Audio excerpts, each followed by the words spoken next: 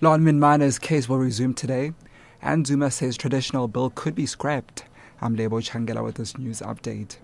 The case of 260 Lonmin Platinum miners arrested over a week ago will resume in the Ga-Rankuwa Magistrates Court in North Pretoria this morning. Presiding Magistrate Iso Budigelo adjourned proceedings yesterday as a result of a power outage. The state will conclude its arguments on why it wants it to be granted another 7-day postponement. The miners are facing charges of public violence and attempted murder. The SABC's Phumzile Mlangeni has more. The state says it still needs to check whether some of the workers don't have previous convictions.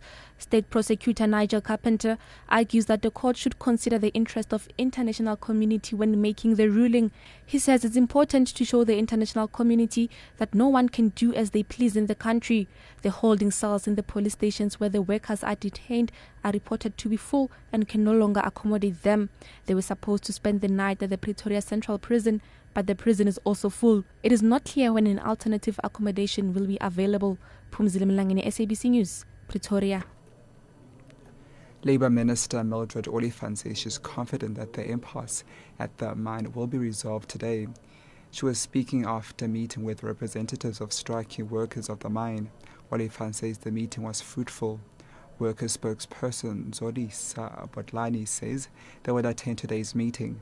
Oliphant will meet representatives of the National Union of Mine Workers Solidarity, UASA, the Association of Mine Workers and Construction Union, and Lonmin Management in a bid to find an end to the strike.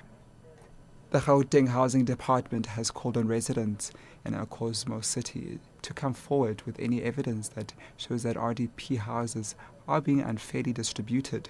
Hundreds of residents took to the streets yesterday to complain about alleged corruption involved in the awarding of government houses.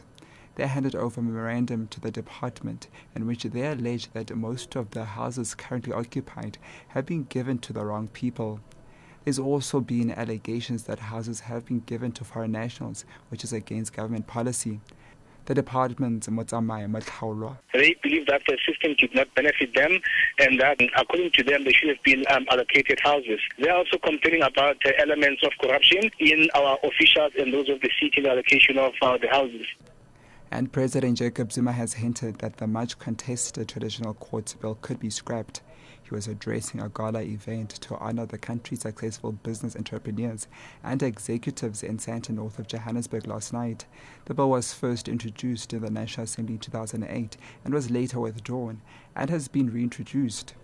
A number of civil society groups have called for the scrapping of the controversial bill, saying it does not inadequately protect women in the traditional court system. President Zuma had this to say.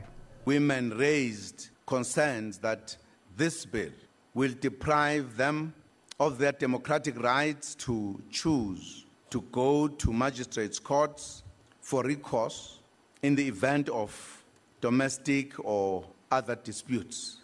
The ministries and departments affected by the bill will discuss these concerns and also engage on policy options and possible amendments to the bill, which is now before the NCOP.